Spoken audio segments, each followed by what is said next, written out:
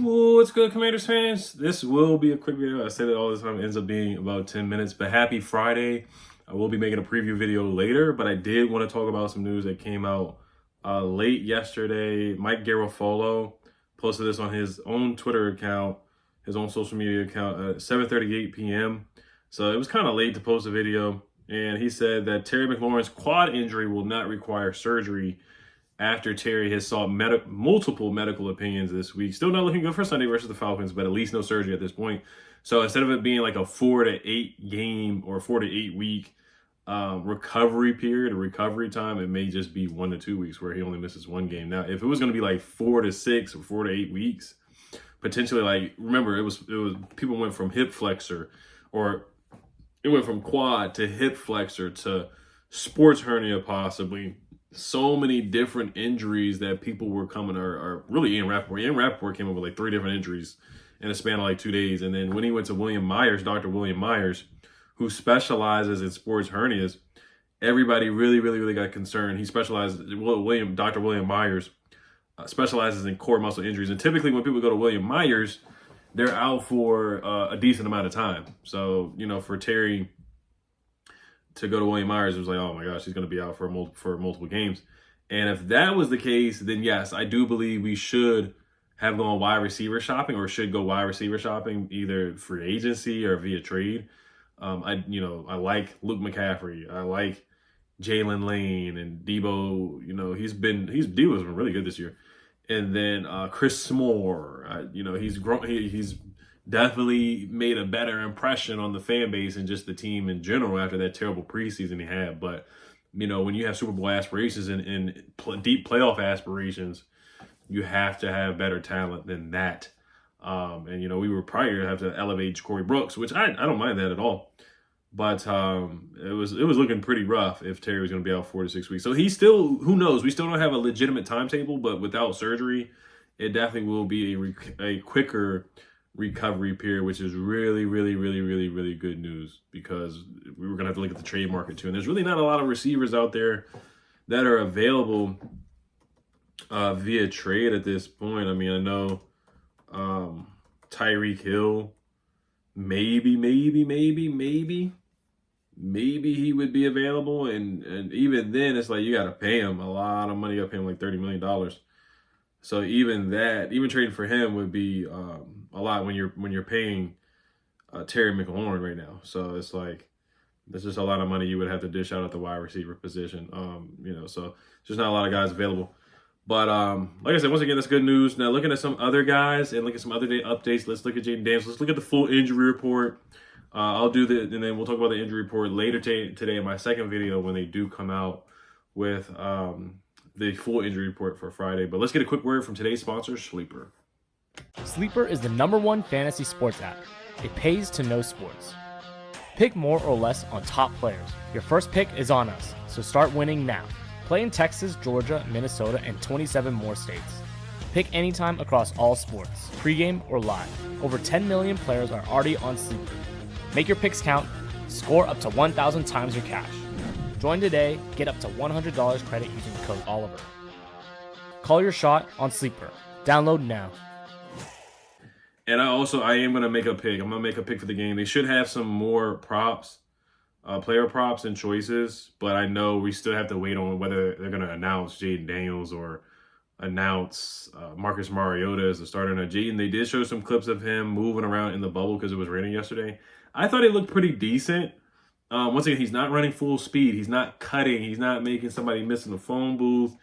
He's not putting his foot in the ground and like I said, cutting and juking and different things like that, like we see him do. He wasn't running full speed.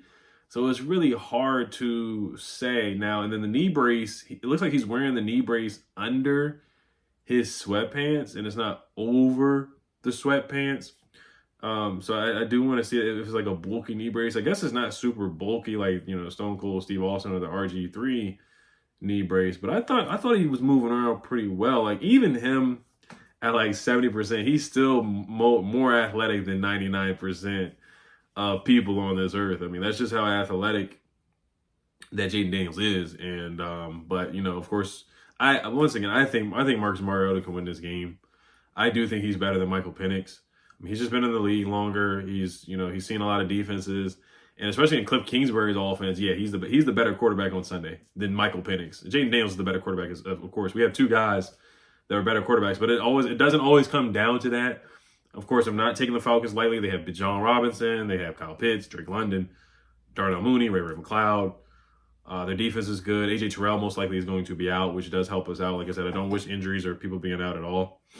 But AJ Terrell most likely is going to be out, which is going to help. So it kind of cancels out with Terry being out and AJ Terrell being out. That kind of cancels out a little bit. Their other guy, D. Alford, is not bad, but he's not really like a cornerback number one. Which the Packers didn't have a CB1 at all, and they did damage against our wide receivers. But Bill did not participate. He was in pads, which is interesting because all the beat reporters were like, he's dressed and he's out there, and then he's a DNP. When the injury report comes out, so we'll see what's going on. But I think Dan Quinn said it was more precautionary reasons. I don't remember him hurting his knee during the game. It wasn't like announced he went out, but once again, it was a blowout. So some guys just didn't come back in. So we'll see what they do.